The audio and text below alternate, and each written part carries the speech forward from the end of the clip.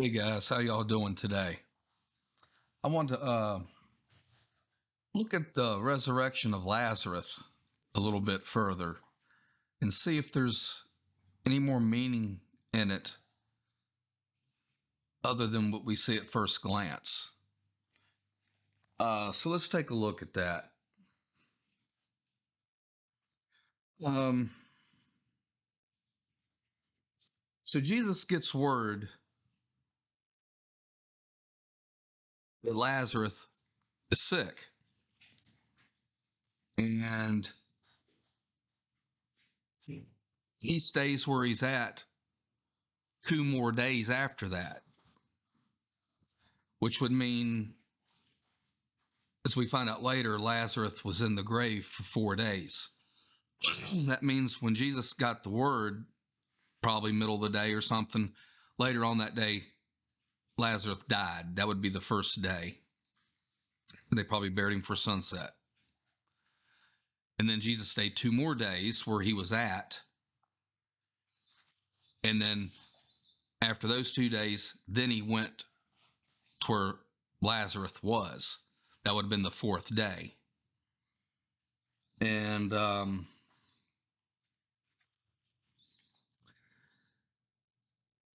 let's see, it says,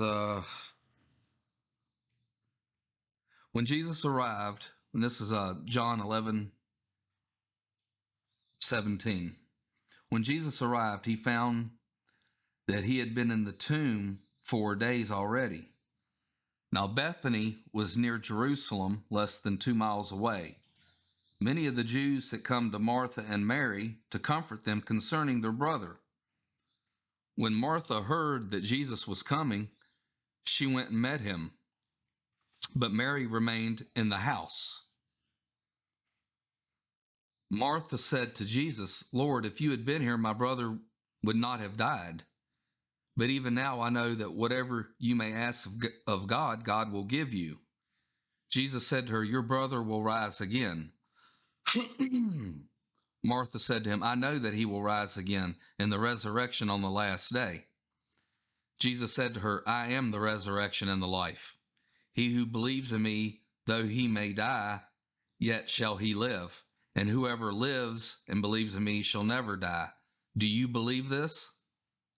She said to him, "Yes, Lord, I believe that you are the Christ, the Son of God, who is to come into the world." When she had said this, she went her way and secretly called her sister Mary, saying, "The teacher has come and is calling for you." When she heard this, she rose quickly and went to him. Now Jesus had not yet entered the village, but was in the place where Martha met him. Now that's kind of key there. He didn't come all the way into the village. Martha went out and met him. Then Mary went out and met him. It's kind of like the parousia, or a king or royalty would come to a city, and the people of that city would send somebody or a delegation or somebody out to meet the king and escort him back into the city. And maybe that's symbolic of this, like Jesus' second coming, maybe, or something. So he's still there in the same place. When the Jews who were with Mary in the house comforting her saw that she quickly rose up and went out, they followed her, saying, "She is going to the tomb to weep there." When Mary came to where Jesus was and saw him, she fell down at his feet, saying to him, "Lord, if you had been here, my brother would not have died." When Jesus saw her weeping, and the Jews who came with her weeping, he groaned in the spirit and was troubled. He said, "Where have you laid him?" They said to him, "Lord, come and see." Jesus wept. Then the Jews said, "See how he loved him?"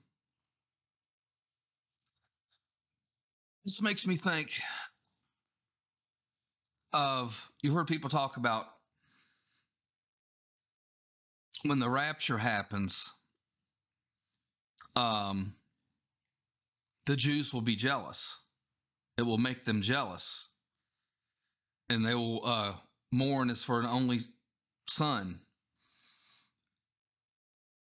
And that kind of makes me think of that. It's like the Jew said, see how he loved him. Change that to see how he loved them. You know, the Christians, the followers, they may say in that day. Just a thought. But some of them said, could not this man who opened the eyes of the blind man have also kept this man from dying? So you got the unbelievers also. Because we know he saves a remnant of the Jewish people. So there's going to be the unbelievers. Then Jesus, again groaning within himself, came to the tomb. It was a cave, and a stone was lying against it. Jesus said, take away the stone. Martha, the sister of him who was dead, said to him, Lord, by this time there is a stench, for he has been dead 4 days. Jesus said to her, did I not tell you that if you believed, you would see the glory of God? So they took away the stone from the place where the dead man was lying. Jesus lifted up his eyes and said, Father, I thank you that you have heard me. I know that you always hear me. But because of the people standing around, I say this, that they may believe that you sent me. When he had said this, he cried out with a loud voice, Lazarus, come out. He who was dead came out, his hands and feet wrapped with grave clothes, and his face wrapped with a cloth. Jesus said to them, unbind him and let him go. Okay, so Jesus cried out with a loud voice. Also goes back to like the rapture. Like in First Thessalonians 4:16. For the Lord himself will descend from heaven with a shout, with the voice of an archangel, and with the trumpet of God, and the dead in Christ will rise first. Then we who are alive and remain shall be caught up together with them in the clouds to meet the Lord in the air, and thus we shall always be with the Lord. Therefore comfort one another with these words. So you got the parousia symbology there. They go out and meet him. They escort him in.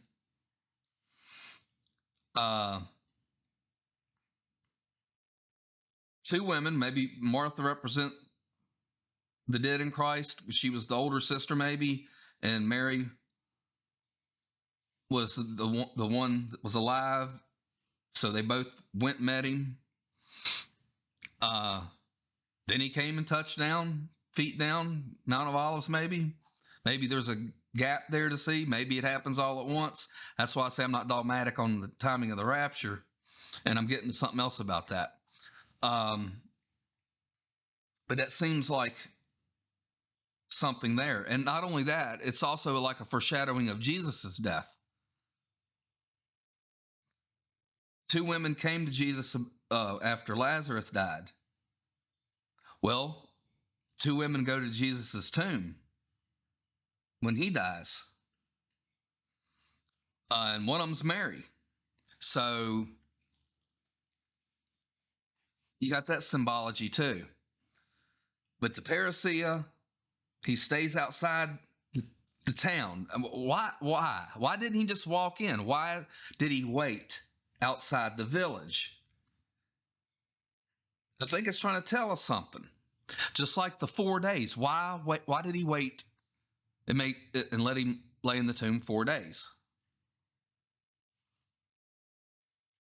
If it was symbolic of Jesus, it would have been 3 days. But there was 4. And then he shouts, Lazarus, come out.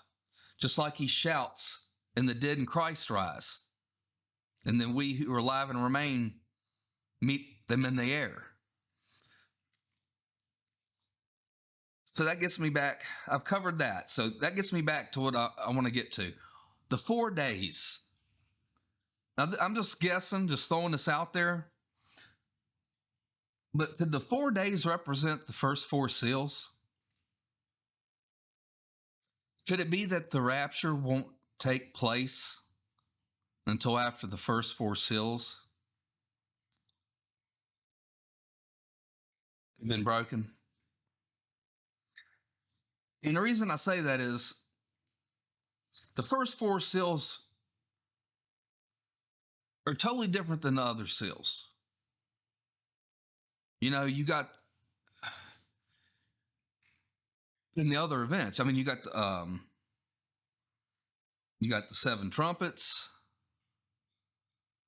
You got the 7 bowls. Oh, what am I forgetting here? The first 7 seals. I'm getting a mind blank here. It's embarrassing. Anyway, but the first 4 are different than the rest. The first 4 just have to do with the 4 horsemen.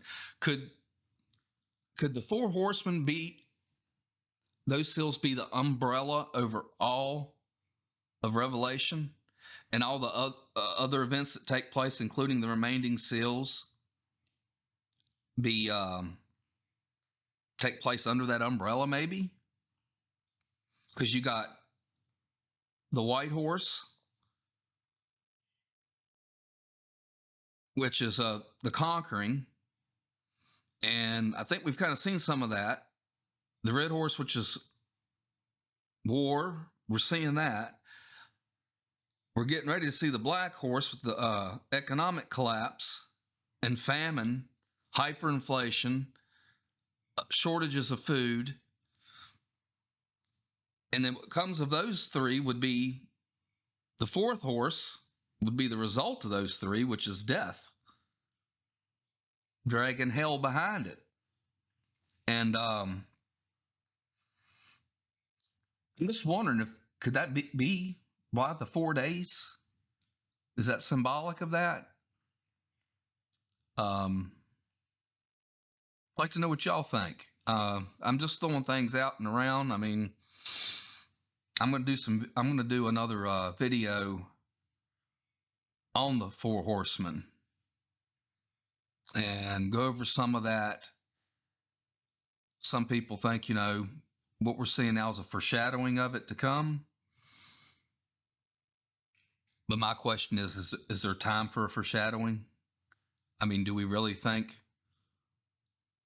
we got time for a foreshadowing and then a fulfillment of it? I mean, it looks like we're right here in the last years, you know?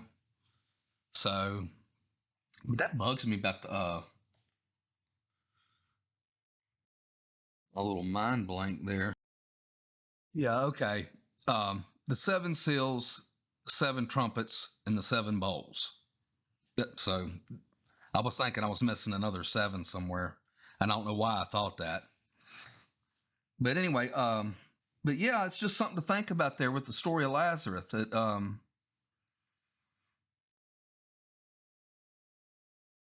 it tells us certain things for, you know, the Bible tells you things for a reason.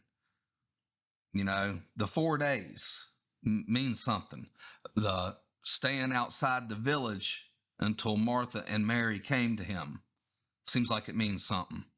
The shout that raises Lazarus from the dead, similar to the shout in Revelation that raises the dead.